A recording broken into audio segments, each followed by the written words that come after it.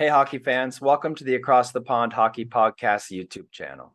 If it's your first time here and you'd like to support us, please hit that subscribe button and that like button. It goes a long way in helping us develop the program. Before we get to tonight's episode, I have to take a minute to thank our wonderful sponsors, starting with the China Hockey Group. The China Hockey Group is a family-oriented group of ice hockey leagues, training programs, and community initiatives geared towards developing hockey in Southeast Asia. From their incredible Junior Tigers program all the way up to the CIHL, which is Hong Kong's elite full-contact ice hockey league, they have a program suitable for players of all ages and abilities. You can also stop by the Warrior Bauer Hockey Shop in Central for all your equipment needs and skate sharpening. Check out their website for more information at ChinaHockeyGroup.com. That's ChinaHockeyGroup.com. Next, we have our friends at Accessory House Global. If you're like me and your headphones look like this, it's time to head to accessoryhouseglobal.com for any accessories you need for your headphones. From cables to carrying cases to new ear pads, they carry products for all the biggest brands. Head to their website at accessoryhouseglobal.com. Use the promo code ATP20 for 20% off your purchase. That's accessoryhouseglobal.com. Next, we have our pals over at Wheel Hub Asia. These guys are committed to building community and bringing accessibility to inline hockey players across Southeast Asia. They're heading into the year 2 of Hong Kong's newest inline league, 3 Inline. You can head to their website for all of your inline hockey needs at wheelhubasia.com. Enter discount code ATP10 for 10% off your purchase. That's wheelhubasia.com. Next, we have our friends at Yardley Brothers Craft Brewery. Folks, if you're a craft brew fan and you're in Hong Kong, then you absolutely have to check out Yardley Brothers' incredible selection of award-winning brews. You can head to the Beer Shack on Llama Island or the Yardley Brothers Cafe and Bistro at 62 Peel Street in Central.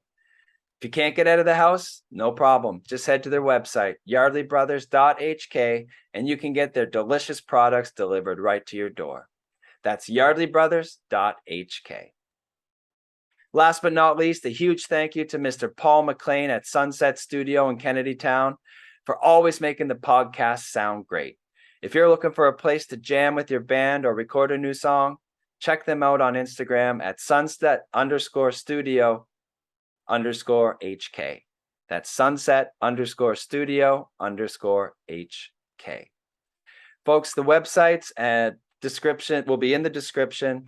All the discount codes will be there for you. Please check them out and support our wonderful sponsors. Hey, hockey fans, welcome to Across the Pond, Hong Kong's first and only hockey podcast. I'm your host, Chris Ivany, and here today with me, my special guest, I had the pleasure of meeting just a few weeks ago here on the ice in Hong Kong. He was born in Chatham, New Jersey, played collegiate hockey at Cornell University before starting his pro career in the East Coast Hockey League, where he played nearly 150 games over 4 seasons. In 2021, he packed his bags for Europe and currently finds himself in Japan playing for the Yokohama Grits. Please welcome to the podcast, Mr. Alex Rauter. Alex, welcome to the show. Wow, thank you. That's quite an intro. Hey, I was working on it for, since I met you, 3 weeks ago. Hard at work, just like everybody over there in HK. That's right. Yeah, we know how to work hard and play hard. So I guess congratulations to the Vegas Golden Knights. First of all, Stanley Cup was handed out, I guess, yesterday for you, this morning for me, while I was at work, working hard, not watching the game on my computer. But no, it was exciting playoffs. Your thoughts? Yeah, I mean, they're so good, you just top to bottom, like Vegas. And then I also think it shows about the league, like the NHL, it's top to bottom, the Panthers getting in the last second. And actually I got to give a shout out. I played with Alex Rauter. He was my goalie in the USHL. Okay. And so he was like the Panthers. He started the year as their third goalie. And then, he went 9-1 the last 10 games, got him in the playoffs, beat Boston 1 game. And he was awesome. And so, just goes to show you can be out of the playoffs one year, win the next year. It's amazing. It's exactly what Vegas did. They were out of the playoffs last year. They bring in Bruce Cassidy, and there they go. Mhm. Just an unbelievable playoffs. I mean, so unpredictable. The Bruins, like we were handing them the cup for the last 6 months. Mhm. Overall, I thought it was a lot of cool, interesting stories. Of course, as you said, Alex Lyon getting a chance in the first round there. Um, Florida coming out of nowhere as an 8 seed, doing what they Yeah. did. And And then even some of see, those former Knights who were Panther yeah, guys like exactly. Marchessault and Riley Smith, like those six original Yeah. Vegas guys who got to win the cup. That's incredible. And then I don't know if you saw, but I didn't even see it or realize it until after the game. But they said Vegas started with 5 guys, and it was 5 of the original 6, like who started that game 5. That's So pretty cool. cool. Yeah, so many little storylines, and you'll start hearing more and more now. But like some of the cool ones, Marcia so winning the Conn Smythe against his former team who let him walk, uh, who didn't protect him in the draft, and Aiden Hill be like the fourth string goalie going on an absolute heater and leading them to the cup. I thought a few guys deserved to win the Conn Smythe. I thought Aiden Hill would have been a really interesting pick. But what were your thoughts on Marcia? So I mean, obviously he had a monster finish to the playoffs. Yeah. I mean, I just think that line was awesome. So I think it was Yeah, Barbashev, Eichel, and him, and yeah, they were just unstoppable. They have a little bit of grit, some speed, and Eichel is so good. I thought Eichel and Kachuk, it was evident how good they were. yeah, Obviously Kachuk on the other side, but they were just like he was so clutch getting them there. But even Eichel, like he just holds the puck for so long, so poised, like yeah. never turns it over. And so yeah, like Marchessault, obviously he's the goal scorer, but I think you got to give a lot of the credit to Eichel too. Yeah, and even Gretz, I think the great one said Eichel could have been the Conn Smythe winner. So that's big praise. And guys like that, guys who you kind of underestimate the way they can play the game 2 ways and the defensive prowess and just how hard they are on pucks and hard to play against. Like when you got Eichel, Mm-hmm. playing at that level. And Mm-hmm. seeing what Kachuk did, and then hearing about him playing with a broken sternum, I mean, it's just insane. I love hockey and I love hockey players so much. It's sad to see it over. We can all take a breath now. The playoffs are over, but yeah, I just thought it was a really interesting playoffs. And like you said, shows a lot about the league and the parity and where we're at. Oh yeah, absolutely. No, I mean, I think it's the greatest game in the world, like bar Yeah. none. Like it's so cool. There's so many life lessons and skills you can learn, and you're never going to get another team game with 25, 30 guys all together for that long, that many Yeah. games, and it's incredible. It's so cool. Yeah, it certainly is. So before we get to I guess the interview part of the show, I'll just say that we met a few weeks ago here. You were playing hockey with the Yokohama Grits. A real cool experience for everyone involved, and we'll get to that towards the end. But before we do, Alex, let's go back to your childhood. You grew up in Chatham, New Jersey. I mean, New Jersey, great hockey city. Tell me a little bit about your family and how you got introduced to the game. Yeah, so my parents were actually New York Ranger fans because when they were growing up, the New Jersey Devils weren't a team yet. Right. So like Okay. I was born right in the '94 Cup run, like with Marc Messier, Brian Yeah, Leach, Alex Kovalev. And so yeah, like my mom wanted to name me like Mark or Brian. And that's or no, sorry, my awesome. dad wanted to name me Mark or Brian, but my mom was like, Yeah, no way. But yeah. then she liked Alex for like Alexei Kovalev. So yeah, so they named me Oh, after Alexei nice. Kovalev. Sweet. And yeah, I've just been, basically just a hockey nerd, a rink rat, whatever you want to call it, ever Yeah. since. But yeah, Chatham's a great small town. My dad played here, and he actually was the assistant coach for the high school team. And then when I played, we got our team or our town's first ever state championship, and so that was Oh, cool to like nice. grow up here and yeah, play here in Chatham, state Nice. championship, and then yeah, the rest was history. Honestly, just a lot of hockey, a lot of rinks. I have to give my parents a ton of credit. They did so much for me, sacrificed for me. We used to practice at I think our high school slot was 5:45 a.m. Ooh, So like yeah, that's before rough. school, yeah, we even yeah the youth hockey we had some 6 a.m. games. So yeah, like my parents are the best. Like they've done so much for me and my sister too. Like just the rides and the time and the care, and it's I wouldn't Yeah. be here without them. No, it takes a village, man. And for anyone to even play, like you've played professional hockey, which is a huge accomplishment no matter what level you're at.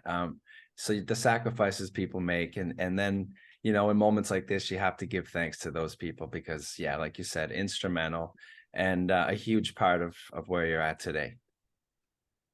Definitely. And then honestly, probably the weirdest, I guess, story of my like childhood hockey was that I was a goalie. So Right. I played AAA goalie till Wow. Bantam, and then I started, yeah, my playing out. Like I'd always play in the spring, like roller hockey or like, you know, spring hockey and like skate Yeah. out. But yeah, like I played my youth travel hockey as a AAA goalie, and it was just funny. Like my goalie partner was really good, so I would only play like, you know, 40 maybe 50% of the games if I was, you know, Right. on fire. And I was like, why am I doing this? I don't want to go. I want to play every game. That's interesting. Because I mean, I'm looking at your stats as a kid, and it didn't take you long to catch up. That's for sure. Because playing U16, I guess. I mean, this your real introduction to, you know, a high level where you thought, well, I guess I can do this at this position. Yeah, well, I mean, I left. I was on the Junior Devils, and then I went to the Rockets to like start my player career. And Yeah. then, you know, the Rockets of New Jersey Rockets are pretty big time. They've been, you know, they win national championships and they're pretty intense. But then the North Jersey Avalanche was really what was taking off, and they've had Right. some great players like Brett Pesci. One of my teammates plays for the Carolina Hurricanes. We've had a bunch Yeah. of other NHL guys, and so yeah, like going there for U16, that was my first year of U16. I actually got cut, so I didn't make the team. And Hmm. then like halfway through the year, I was doing well, and they called me up, and we went to the finals of nationals. We beat like Jacob Trouba and Cop when they were on CompuWare, and then, Right. you know, yeah, we were playing all these guys, and I was like, wow, like, you know, that's when I first thought, I was okay, like, you know, I always wanted to be a professional hockey player, but that was when I really thought, okay, like, wow, I need to start thinking about what school do I want to go to, how do I want Right. to do this, like, yeah, Okay. get an agent, an advisor, all that stuff. Right. And can you explain a little bit to me, as an ignorant Canadian, a little bit about the USHL? Like when you started as I guess 16-year-old or 15-year-old, were these just kind of development programs where you were kind of playing elite level with elite talent? How does it work? Yeah, I mean, all of the local teams, you know, there's different leagues and stuff, but I would say, yeah, like in your area, there's usually like a top tier AAA team, and you'll Hmm. play that through. They have it through U18, but most guys just kind of play through U16 and then do the junior hockey. Because Right. even, you know, we've had a couple guys from our organization like go to the London Knights or what's the other one? They won the Mem Cup too. Who was? Oh, I think it was Oshawa, The you know, Oshawa because Generals. Yeah. my area is yeah, my area is OHL, so Right. I don't Yeah. have any Cape Breton friends, but You yeah, so will. you You know, will one soon. there, but there, you know, there's a couple different paths. There's Yeah. I'm fortunate. There's a lot of rinks here, and there's a lot of hockey. There's no right path for everyone, but for me, it Hmm. was like, you know, you play AAA, you go get to a boarding school, so like a prep school for hockey, Yeah. like in New England, and that was Chode. It was an awesome experience for me. So I kind of Hmm. finished my high school there, and then I committed to Cornell from there. And Cornell was like, "Hey, like, you know, we really want you to play junior hockey," and that's where the USHL comes in. And the Okay. USHL is awesome. I mean, it's called Tier One. It's like the highest level of junior hockey in America, and Hmm. that's where like the USA program is in that league, and it was pretty small when I was there. I want to say it was like 14 teams, but Yeah. it's a little bigger now. Maybe they're like 18 or 19. But yeah, like that's where I played against Jack Eichel and Right. those guys. Like, so Awesome. it was cool to you know, to play that competition, and it really prepares you for college. Like, you know, you got a Right. 60-game season. The guys are wearing half shields. There's fighting. Like, it's honestly, it's one of the highest levels I've played at, just Hmm. because of the competition and how dense it is. Like every guy's committed D1 or going to be committed D1. Right. And did you have a big decision to make? And who helped you come to the decision to go the route of university hockey and choosing Cornell? Yeah, I mean, I was pretty fortunate. Just, you know, my parents are both involved in academia, and they wanted to obviously make sure that I was set up for after hockey. And so education is really Mhm. big. And they, you know, they were just happy if I went anywhere to play hockey and, you know, get Yeah. a little financial help to do it. Yeah. But it was really my coach at Yeah. Chode. His name's Pat Dennehy. He was an awesome mentor to me, but he basically said, he's like, hey, like, you're going to have your pick of where you want to go, basically, not that I could go anywhere, but he's like, hey, like, you're instrumental in this process. Where do you want to go? How do I help you? Let me reach out to some colleges for you. And he was like, I really think you should think about the Ivy League Hmm. because, at that time, like Harvard and Cornell were so good. And then literally right after I committed, like Yale won the national championship. So like that league's been great. Like even in Quinnipiac plays in that league, the Yeah. ECAC. So they just won the national championship. And so, yeah, I was like, no, you're right. Like, this is incredible. And then started going on some visits, did like Princeton, Yale, Harvard. And then I remember I went to a Cornell game and they were playing Dartmouth. And like, I don't know if you've heard about it or seen the rink like lineup, Hmm. but Yeah. it's incredible. It's like 4,500 people. The students are standing the whole game, chanting the band. And like, they won it. Cornell won in overtime. And I was like, oh my God, the building erupted. And I was like, where do I sign? Like, how do I come here? This is incredible. Yeah. That's cool, man. So it was, I guess it was an easy decision to choose university hockey. How old were you? Were you like a 19-year-old just heading to university, or had you No, stayed an extra year a a junior? little I was a little younger, so it was 2011. So yeah, I committed at 17 and I was supposed to go in 2013. Like I was supposed Yeah. to, finish. I was going to play 1 year a junior and then go in. And then Yeah. I tore my labrum in my Mm. shoulder. So in junior. So yeah, so that 1 year, I guess was what, 2012. I only played like 25 or 30 games. And so then I was like, got a surgery and I was like, okay, I want to go back, play another year of junior hockey so I could be more prepared for college and then go. And then honestly, looking back, I kind of wish I had aged out. Like, so I went to college at 20, but Yeah. you're allowed to go at 21 for university. Right. So I kind of wish I played even one Yeah. more year because my freshman year, I barely played. Yeah. That's funny. I had the same surgery. I had tore my labrum as well. But Mm-hmm. yeah, so you finished off, obviously had a great time at Cornell, and you ended up being captain, which says a lot about who you are and your character as a player. Um, Tell me a little bit about that, and what that meant to you to wear the C at Cornell. Yeah, no, it was a great honor. Honest, I was just back. We had our 5 year reunion last weekend, and Okay. it was incredible. So yeah, to Mhm. see my classmates, teammates, like the culture there is just amazing. It's you have to work hard for everything, obviously, but just the level of compete and the details that they have there, like they always talk about like the structure gives you confidence, Mhm. and it was incredible. Mike Shaver's done a great job. He's been there for so long, 20 plus years. They've won a lot. They've had great alumni. Oh my God, with like Colin Greening, Matt Molson, Newendike. Like they've had some Mhm. big time hockey guys there wear the C. Yeah. And so, I was just, I'm fortunate that my teammates kind of saw that in me and I was happy to lead them. We went on some great runs, we had a couple of big wins against Harvard, went to the finals of our league, went to NCAA tournament. And Yeah. yeah, I mean, yeah, my last game we lost to BU. I still think about it. It's awful, like losing the NCAA's to Boston University, like one of our arch rivals. But Yeah. we've had some great games, and I was fortunate too. We play at Madison Square Garden every year, and Mhm.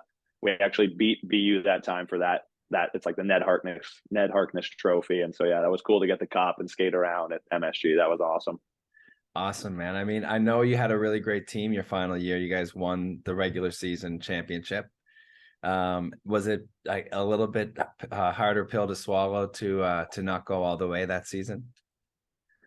Yeah, kind of. I mean, it was just unfortunate because honestly, it was like a place we had never been before. Like as weird Right. as that sounds, like usually, I mean, obviously we had good teams, but we never finished like first in the league, and then even at the Hmm. NCAA's, we were a 1 seed, and Right. so it was crazy. We had just like I don't know. I just remember there was just all these interviews and camera crews, and like it was usually, Cornell's kind of the underdog, and you like sneak into the tournament, and you can win a couple games. But yeah, like we showed up, and John Buccigross is interviewing us, and like ESPN's everywhere, and I just Yeah. remember kind of some of the guys were just like, "Oh, like this is so cool," and I was like, "Yeah, but like we kind of need to dial it in here." We got Brady Kachuk and all these guys from BU coming in, like we kind of kind of need to focus, but Yeah. and it's playoff hockey though. Like we lost 2-1. Like it comes down to one block shot, one pinch, one big play, and Yeah. we should have scored more. That's kind of falls on That's me. well, I mean, isn't that the story? I mean, and NCAA hockey is all at that level. When you get to the tournament, it's like, it's so tight. The games are so close. Scoring is like I look at like playoff scores and I follow it. I wouldn't say I follow it closely. It's not that easy to follow it here in Hong Kong. So I'm seeing highlights and I'm seeing scores and I'm just like, it's just always so tight and so competitive. Yeah, well, it's just that's what makes the game so great. I mean, I think this year, I don't know if you watched it, but it was like Quinnipiac, Michigan. Michigan was up 2-1 with like 3 minutes left. Yeah. And then Quinnipiac they tied and win in overtime. Like it's so cool how one play can change the game, but it also hurts when you're on the other end. Like if it was up to me, we'd be doing 7-game series like the Cape Breton Screaming Eagles. There you go. See, another Cape Breton reference. You're gonna have all kinds of emails come from Cape Bretoners after this interview. I hope so. Yeah. So you finished off your final season at Cornell. What were your options and how did you end up? I don't know where you started that season, whether it was in Wheeling or Atlanta, but tell me a little bit about how that started. And yeah. So it's pretty weird. Like you really don't have much time to reflect on losing on your 4 years of college and all the stuff. Like I remember the next day I had like an advisor who's basically like an agent, and he was like the next day after we lost, he was like, yeah, like I'm going to try to get you into the American Hockey League, and then if not, we want you to play in some playoff games in the ECHL. And I was like, wow, like okay. I was like, this is fast. I thought we'd like do something, wait till the fall, but I remember he was like, he just called and said, hey, like the Atlanta Gladiators, they were the minor league affiliate of the Bruins, and he was like, hey, they need guys bad. He's like, they have a ton of injuries. He's like, you'll come in, you'll play second line. And he's like, I trust the coach. The coach actually used to coach in the ECAC as well. Okay. I want to say at RPI. And so he was like, yeah, like he's like a good guy. And he's like, yeah, you're going to get to play in the actual playoffs. And to me, that was cool. Cause I was like, I don't want to go somewhere for the regular season. No time to think. Yeah, well, I was like, hey, like I trust you. Like this sounds great. It was a great move. Like honestly, I'm so happy that I played, pro hockey like after my senior year, because then I was so much more prepared for the fall. So I went to Atlanta. We lost in the first round, but it was just a great experience.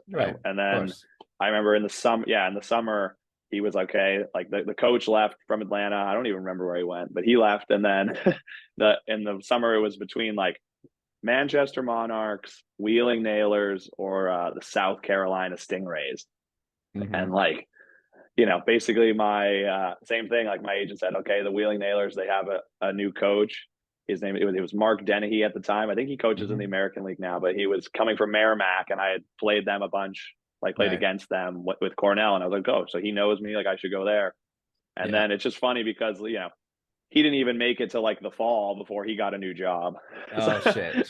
So then, but still, whatever. I was still signed. I go to camp, and I was like, it's the Wheeling Nailers. Like of all the ECHL teams, I think like maybe it's Paul Bissonnette, but like they're the most well-known ECHL team. I think. That's why. And so it was like, this is. Yeah, honestly, I was like, this is cool. And it was like, it's a great little hockey town. Like there's not a ton of people or not a lot to do, but like the hockey is the thing. And that's what brings everyone together. And it was awesome. The Penguins, like top to bottom, that was when the Penguins were winning the cups. And so like, we got to practice at the Lemieux complex all the time. And like there were guys from the Wheeling Nailers who actually won cups with the Penguins, which was so cool. So I was like, oh, this is awesome. Like they use the whole system. And I was like, I went and I loved it. And then in classic hockey fashion, it's, that coach who wanted me in the summer from the Manchester Monarchs traded for me in like February. And that's how it happened. It didn't.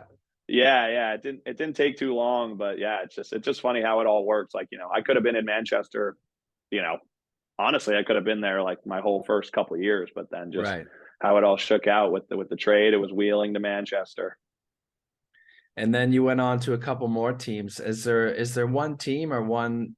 I've heard a lot of stories about the Coast and how professional it is now compared to how it used to be run and how players are treated and blah blah blah. A lot of horror stories. But I mean, was there an organization that stood out, and why would that be? Yeah, I would say my top two were Wheeling and then the Indy Fuel. Like Indianapolis was an incredible city for a minor league team.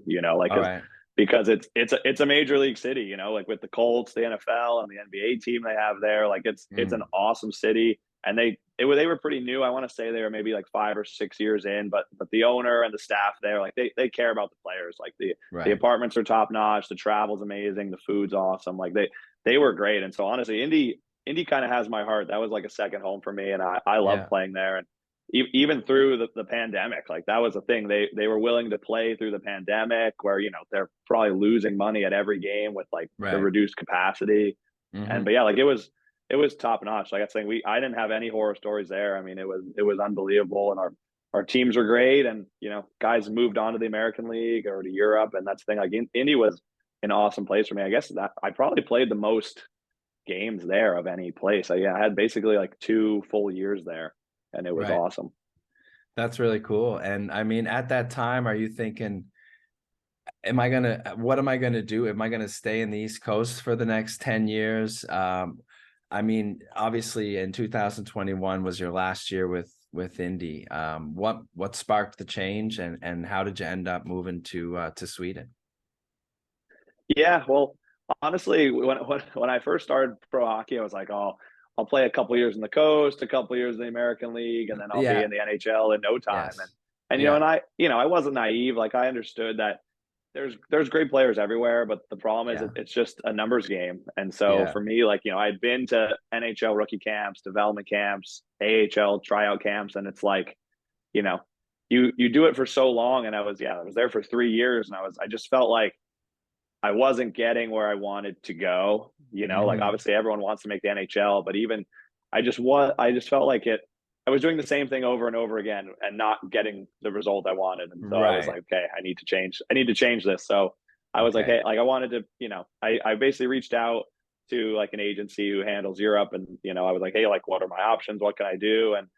And they said that there's some good opportunities in Sweden, and it was true. Like honestly, I wouldn't say if you want to go to the NHL that leaving North America is like the best The best idea, idea. Yeah. but Yeah.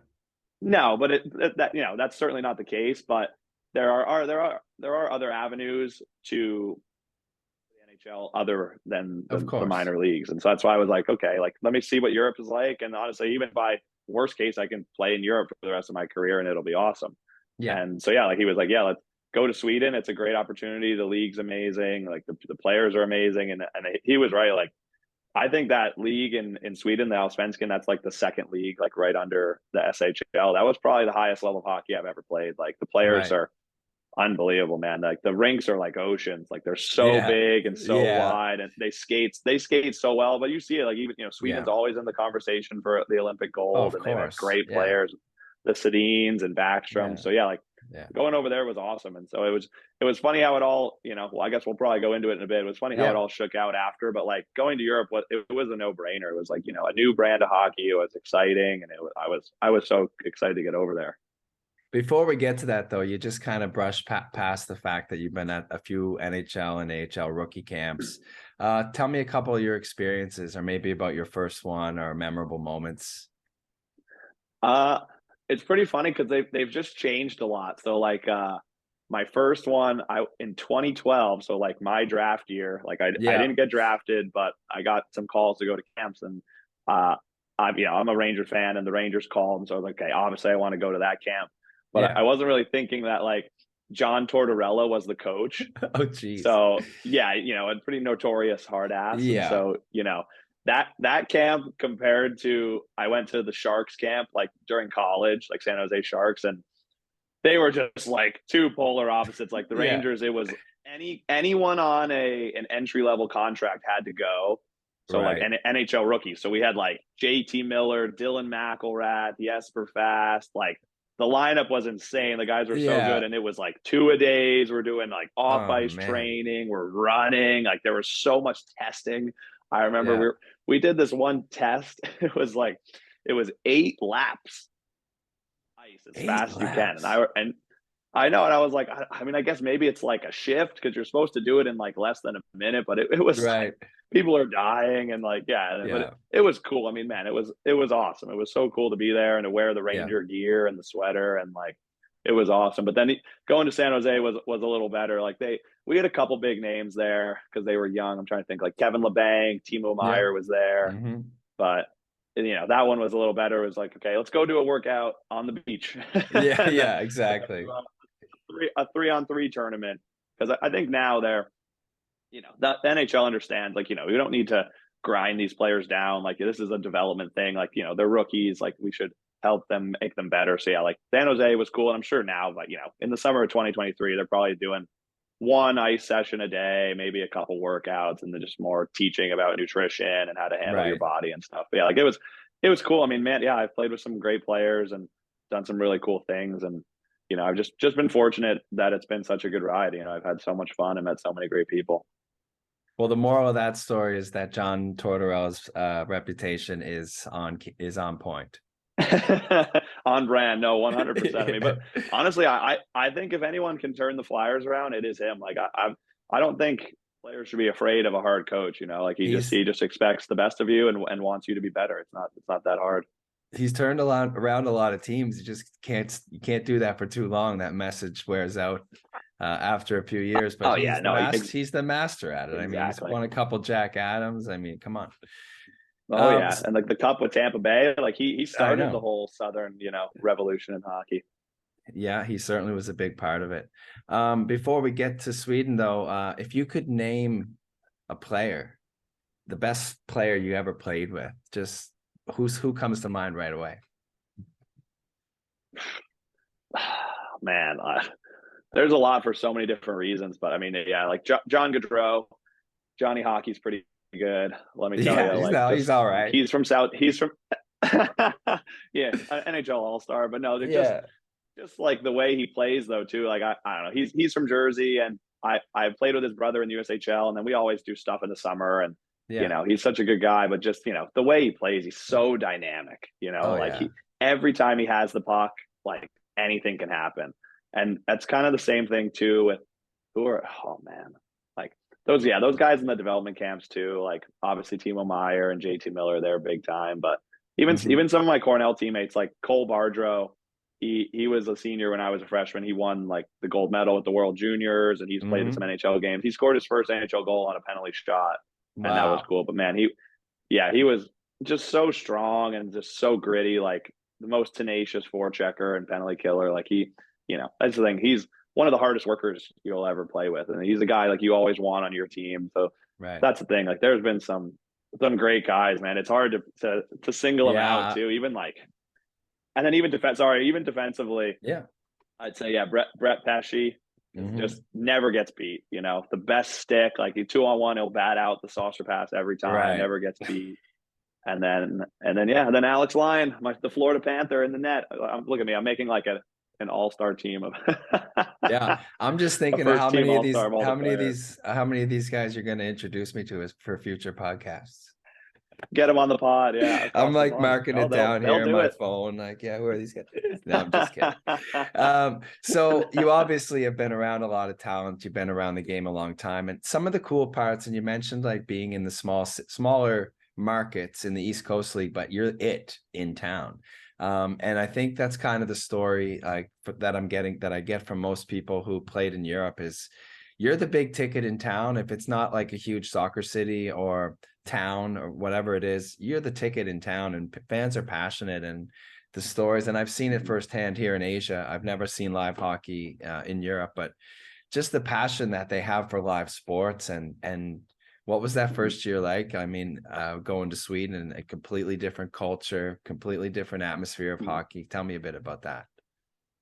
Sweden is so cool because it really is like a hockey country. Like, I would say hockey is the number one sport. And so Yeah. the way that a lot of the clubs set up is that, just say on a given Saturday, the men's team, the pro team will play at 7 o'clock, but Yeah. then, the junior team will play at 5, and the U18 team will play at 3, and then the Right. 16s, and it trickles down. Cause I remember we'd go to the rink for morning skate, and after our morning skate would be like, the mites and squirts. And so there's just all day it leads up, and then all day these people sit at the rink and they wait for the men's game, and then they Mhm. stand on their feet all game. They're chanting all game. They have the big flags. They're waving. It's honestly incredible. Like, it's so cool how they have it set up. And two, also in Sweden they have, I want to say it's like Wednesday, Friday, and Thursday, Saturday for like the Hockey Allsvenskan, which is the second league. We'll play Yeah. two of those games, and then the SHL will play the other two games. So like from Right. Wednesday to Saturday, there's always hockey on TV at night. It's on every station, every bar. Everyone's playing it.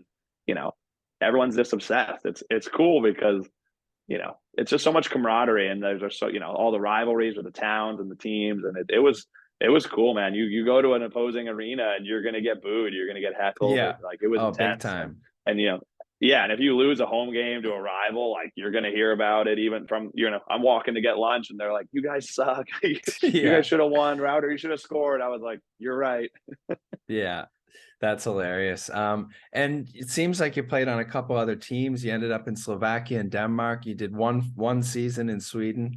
How did that come to an end, and how did those other opportunities pop up for you?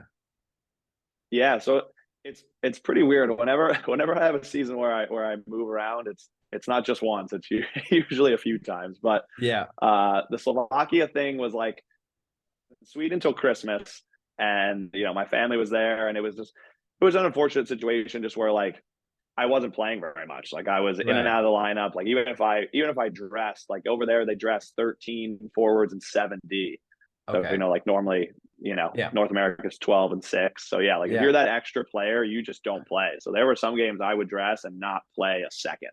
Okay. And so I was like this, like honestly, it was such a great experience and I was loving it, but I was like, man, like I want to play. And then You want I to actually play. Yeah. started getting like, yeah, I was getting calls from these teams, and I was like, oh, I thought they were not joking, but I was like, oh, this can't be legit. Maybe it's just like a scam or something.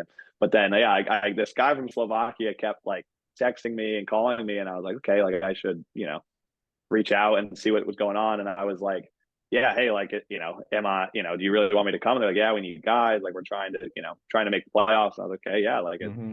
it sounds like a good setup, like, and I wanted to play. So, I was unhappy, and I talked to my agents and the team in Sweden. I was like, hey, like, I want to leave. I'm not playing. And they're like, yeah, they totally understood. And they were cool. They released me from my contract. I signed in Slovakia.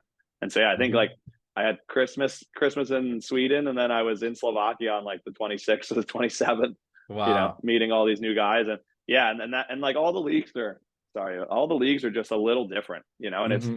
and it was cool. I mean, yeah, like the Slovakian hockey was hard nosed. Like it was all about protecting the Right. puck and owning the puck, and it was a physical game. All those guys are big and strong, and like and it was gritty. And like the team I was on was awesome. They were great. Spiska Nova Vest, same kind of thing, like a small market, but like passionate fans.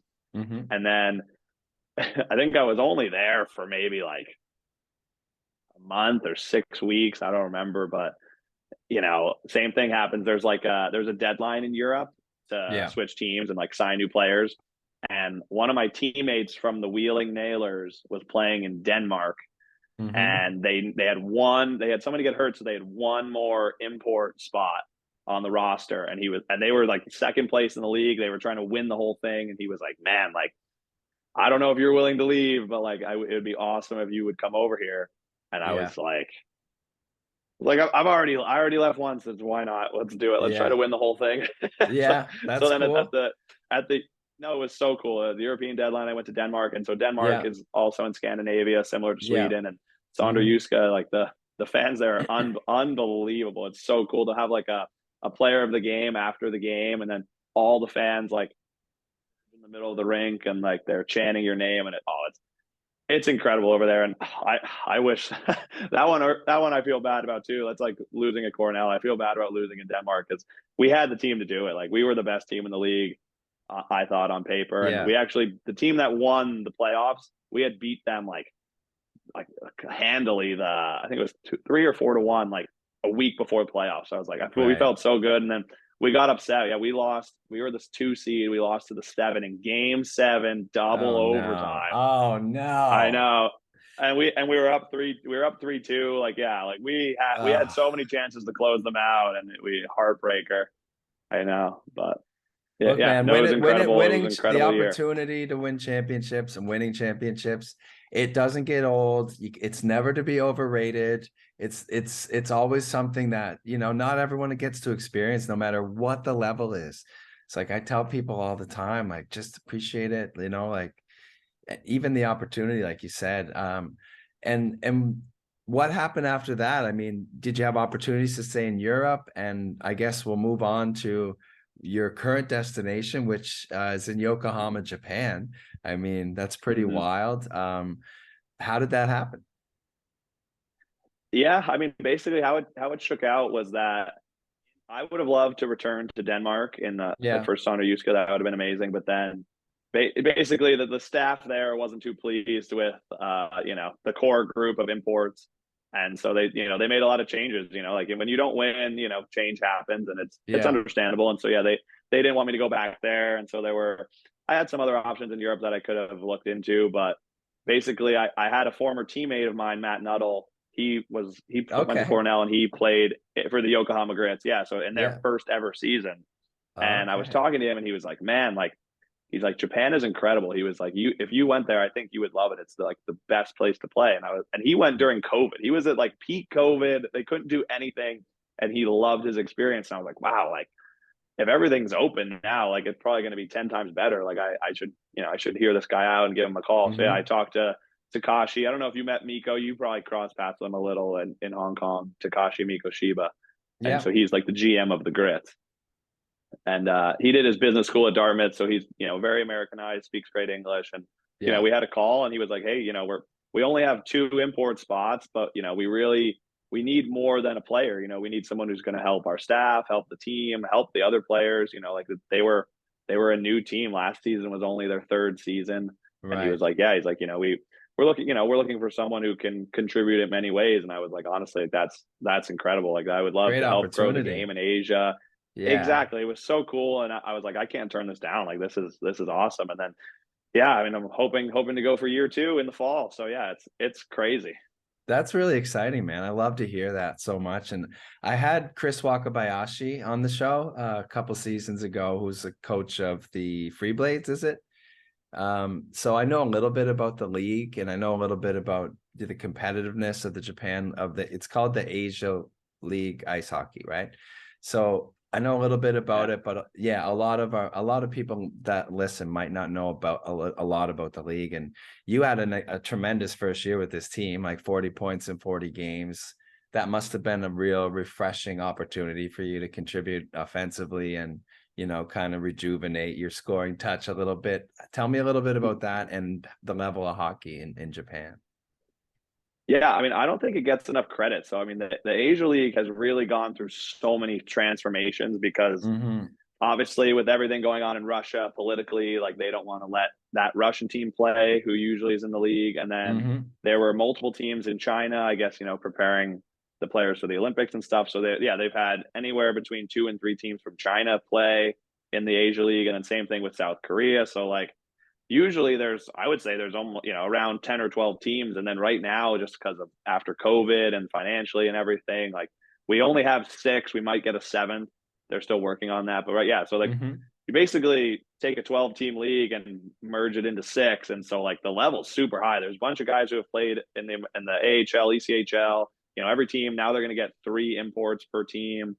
So there'll be a lot of North Americans playing this year, I think, and like top to bottom, it's pretty good. I mean, like I would say the only flaw in the Asia League is just the access to hockey. Like all the Right. guys skate well, they stick handle well. It's just they don't have a ton of rinks, so they don't get to practice as often, and they Yeah. don't have the same high level coaching that we have here. We got guys here breaking down every shift, every turn, Hmm. every pass, all the hockey sense and the hockey IQ stuff. And over Yeah. there, there aren't that many guys teaching it, so that's why it's good. The Yeah. guys like you are out there refing, coaching, teaching the Yeah. guys, and it's so cool. And so that's kind of what I wanted to get into is help these guys over there, and they're so passionate about learning too, I which is the know. coolest part because I know. the rivalries are so intense. Like we have so many 1 goal games and the overtimes and Yeah. the shootouts and everything. And like, but the guys on my team, like from day one to the last day of the season, like the transformation was insane. Like there's Yeah. all these guys want to go to North America and play, and they want to try to get turn pro here, and like it's cool to see how far they've come because they get so much better so fast, and it's incredible to be a part of. Yeah, man, the growth of the game over here has been, it's growing a lot, but you can't replace like what you just said, the hockey IQ and the hockey sense of living, breathing, eating hockey. talking about it on your bus trips and hotels and weekends and like all those things that they don't experience here. And a lot of it is like, you know, skill based and even individualized coaching where you'll see one-on-one or one-on-two coaching, and the whole team aspect of the game is kind of the part that's growing. I'll put it that way. But I mean, and you know, it takes decades for this to be taught and to be learned, and we kind of just take it for granted. And you know, like someone who grew up in a hockey town or a hockey family, the culture is not something that everybody grasps right away. But the skill level, like you said, there's like beautiful skaters, beautiful skilled hockey players over here who just need opportunities, and they're coming. The opportunities are just growing and growing and growing. And I'm really excited for you to be in Japan and be a part of that, because like you said, it's not just about the game for you personally. It's a lot more than that. Oh, absolutely. Yeah. And then even at the tournament in Hong Kong, you know, that one kid did like a Michigan, the other kid going between the legs, dangling everyone. I'm like, these kids are like 8 years old. These little, you know, Asian kids are scoring these goals. And that's the thing. Like they have the people and the drive, you know, you got to give them the right direction and the path. And so, yeah, like I think you'll be seeing a lot of really good Asian hockey players, even some of the guys in NHL from Asian descent, like Jason Robertson had a big year. Like there's Suzuki, like there's a lot of really good guys out there. So yeah, it's such a cool experience. And I'm just lucky to be one of the 3 imports. You know, it's cool to get that opportunity. And I think the Grits are going to take a big step. Last year, I think, you know, the year before I got there, I think they had 2 wins. They were last place. And then last year we finished 5th. We had 11 wins. Like, I think this year we hopefully make the playoffs. It should be pretty good. That's awesome, man. And I'll definitely be watching. So let's talk a little bit about the Greater Bay Championships, where we met just a few weeks ago. It was certainly a big event here in Hong Kong in the hockey world. I mean, a lot of people were looking forward to this, and an opportunity to have the highest level hockey that we've had in the city. Coming here with the pro team, you guys put on a really great showing. And you know, it was funny because as I knew I'd be reffing all your guys' games, and so at the beginning, I was like, I want to skate over the coaches. I want to introduce myself. You know, I want to talk to them a little bit about the quirkiness of the rink and DB. And I was getting a lot of, like, a lot of those. I knew exactly where this was going. So this was going for like 5 minutes. I'm talking to these guys. And at the end, I just said to myself, they didn't understand a word I said. So I turn around and I start watching you guys warm up, and I'm like, that's the guy I'm going to talk to. And it was you. You were just smiling and having a good time. And I'm like, I'm going to go talk to that guy. And the first thing you said was like, they don't speak a word of English. So how's that challenge been? And what's that been like for you, playing with a lot of Japanese guys, and a lot of them didn't seem to speak a lot of English? Oh no, not a lot of English. It's a lot of hand gestures. It's a lot of like drawing. It's a lot of video. But I mean, I'll get back to the English, but I definitely want to touch on, you know, the Greater Bay Championships. I mean, people are talking about the Stanley Cup, but did you see the Grits game versus the Hong Kong Tigers at the Greater Bay Championships? Big time. I mean, and shout out to our sponsor, the China Hockey Group, for putting on a great event, and Power Play Sports and Entertainment with Keith Fong. I mean, you guys got to experience it. I mean, tell me what it was like for you to play in a tournament here in Hong Kong in a shopping mall. Man, it was incredible. I'm laughing, but I had so much fun. Like, it was honestly the coolest thing. Like, the place was packed.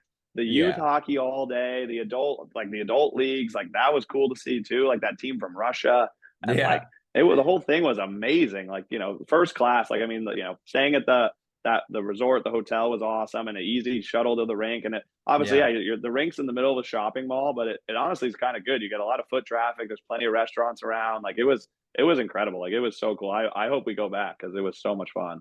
I hope you guys do too. And I mean, I think I told you this at the rink. Like, for me personally, I've never reffed a professional hockey team, and it was just such a pleasure to, you know, like, you guys do everything at a little bit higher level, and even like your chirps, and like when you weren't pleased with a call, or like when you had something to say, it was like well thought out and like professional, you know. It's like, hey, you guys put the whistles away there, Stripes. Like, just funny things instead of being like, you suck. Like, you guys were just doing everything at a little bit higher level, including all the way up to chirping. And it was just a lot of fun. I mean, the Tigers put on a really good was giving it to show. you. I was giving Yeah, it to you. The one you called my goal off. I was I mad about know that. you were upset, and I mean it happens, but you handled it well and you let it go after about 15 seconds. So just for back But reference, it was actually I it was call this was actually go on. this is a big game, a big moment. You know, the final game. I think it was a 1-0 or 1-1 game at the time, and I called a goal back on you. A couple of you guys were not very pleased, but that's part of the game, and it happens. And you know, of course, you know, I only ref with the utmost integrity for the game of hockey, and mistakes are made. I might have made one, might not have. There is some video replay, and I have to say it's hard to tell. Yeah, it's inconclusive, you know. And at the end of the day, It's you make the call, inconclusive. Yeah. and And when that's how it goes, you know. you're like, really? I remember I was like, that was a call and we don't have video replay, so we're sticking with the call. And you're like, fair enough. You know, at And the end that of the was day, it. it's the ref's decision. I can't change your mind. You know, you No, made you made the exactly, decision, and we exactly. move on. You know, But I you got to mean, respect the referees. and you guys actually did a really good job of that. And the people in Asia typically do. And I mean, the team you guys are playing against, they never played together all year. They're just a bunch of misfits from all the teams here and some real good players. And I thought they competed really hard against you guys.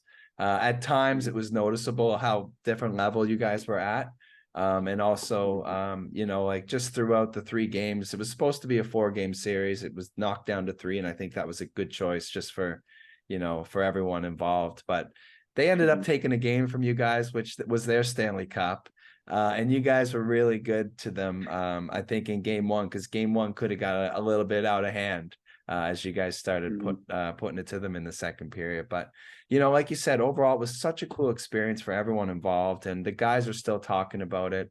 They're all going to be listening to this podcast, you know, and reminiscing and thinking about that final game.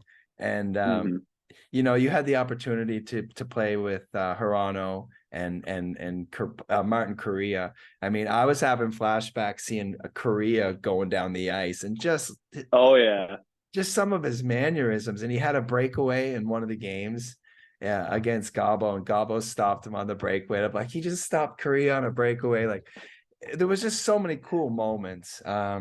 And you know, yeah, and kudos to you guys because you handled yourself really well, and especially in a situation where you're all professional hockey players coming into a situation where you can't even. We played a no contact series. The game changes. Like, we had to feel out how much are we going to let them get away with? How much can we let them get away with before it becomes too much and the emotions start getting high? And you know, it was really a lot of like mental game for us to try and figure out how it was going to work, how the level of hockey was going to compare. And it just, at the end of the day, I just thought it was perfect. And you guys did such a great job going into overtime and winning the game in overtime. Korea scores the winning goal. I mean, it was just, yeah, a really, really overall. who passed it to him? Who passed it to him, Chris? I think was it number 9? Was that what you were wearing? Number 9? Mr. Alex I don't Rauter. know, Yeah.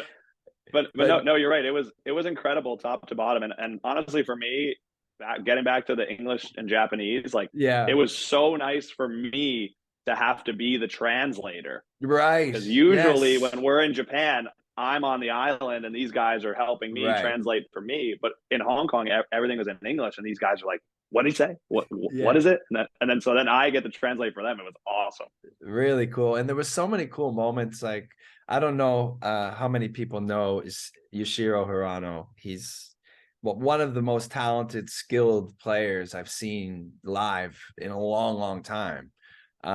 Just doing things at another level, like no look pass, like no look sauce passes, like 200 feet down the ice right on the tape. Like, he's just, what was it like to play with him? And like, was that your first experience actually getting to play with him? Because he's playing in the AHL right now. So this is, you're gonna love this, but he Yeah. actually was my roommate, No. line mate, and teammate for the Wheeling Nailers. No way. So you guys knew each other.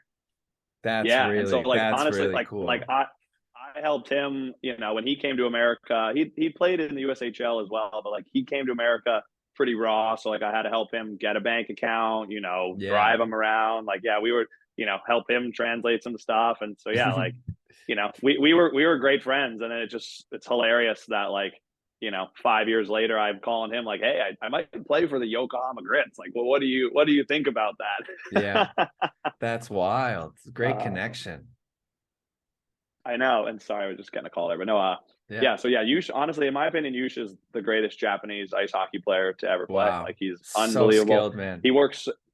Yeah, he's his hands, his shot, his Uh, vision, like, he's so good. And, yeah. he's been up and down between the AHL and the East AHL, but, like, Yeah. it's his dream to make the NHL. So I think he's going to play there as long as he has to. Like, I think he'll get it done. Like, he's very driven, he's very focused, and, he has the tools. I mean, you could see, like, he's one of the bigger Japanese guys, like, that's evident. But He's not a small man.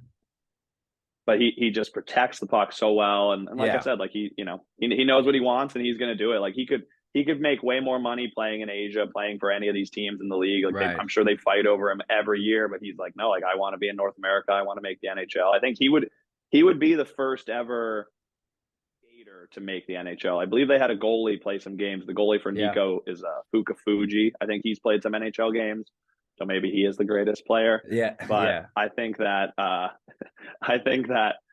Yush is the greatest skater. Yeah, I in my opinion. can't argue with that. He's got it all, man. And you can see he's got that little bit of grit in him too. Like, it's kind of like there's guys that kind of have that. And you can tell he's got it. He's not just a skilled player. He's, like you said, a hard guy to knock off the puck. But yeah, it was really fun. And so how many, like, from the regular squad, how many guys, regular players, were here? Honestly, we kind of had a hodgepodge of misfits as well. I mean, we had our social media guy was playing. We had Luna, who is a women's Harvard hockey player from Japan. She was playing. And then I guess Yush usually plays in North America, but then and then we had one of our retired Grits guys. So he played last season, but he just retired. So yeah, I mean, we had, and then Korea. So we had forwards and 4D come. So we only had like 2 lines, and then Korea was the extra. So yeah, I'd say half. We probably had 4 forwards and 3D, and the goalie Tatsu. Tatsu's awesome. The goalie was incredible. So yeah, we had about 8 of our regular guys, and our usual team is much bigger. We have around 23 to 25 guys. So it was awesome, it's tough with the traveling the summer, but yeah, like, just to get 12 guys over there, and 8 guys from our real roster was awesome.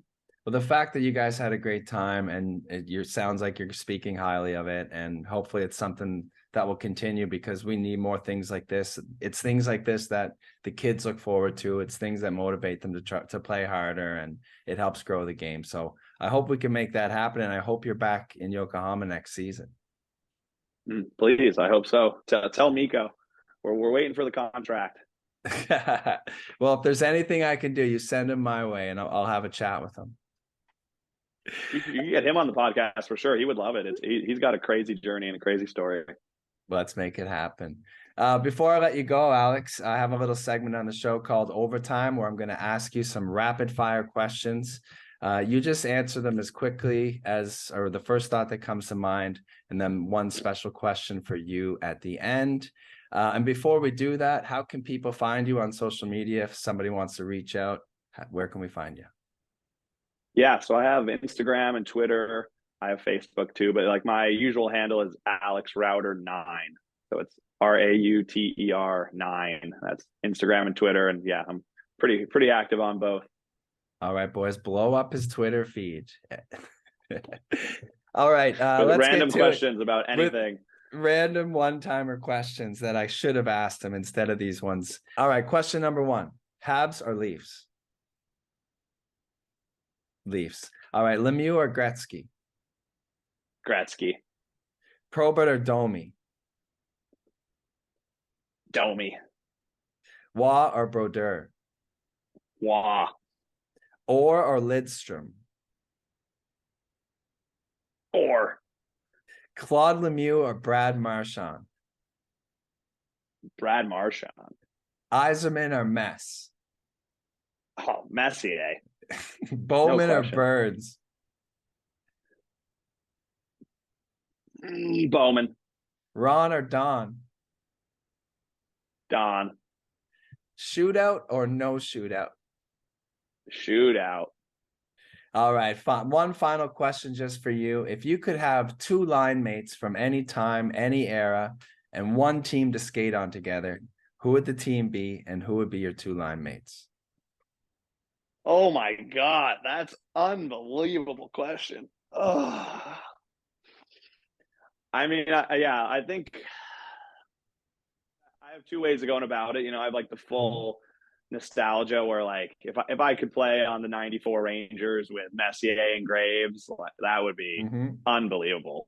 Marc Messier, Adam Graves, like I think they played with Kovalev too for a while. So, just slide in a different Alex on the right wing. That would be nice. But then too, like it'd be pretty sweet to be on, one of those Canadian Olympic teams if you're playing, with Crosby, Bergeron. Like I think if I had McKinnon on the left, Crosby in the middle, and I somehow was Canadian and not American and got to play with those guys, that would be insane. That would be crazy. I think you get a few points on that line, Alex.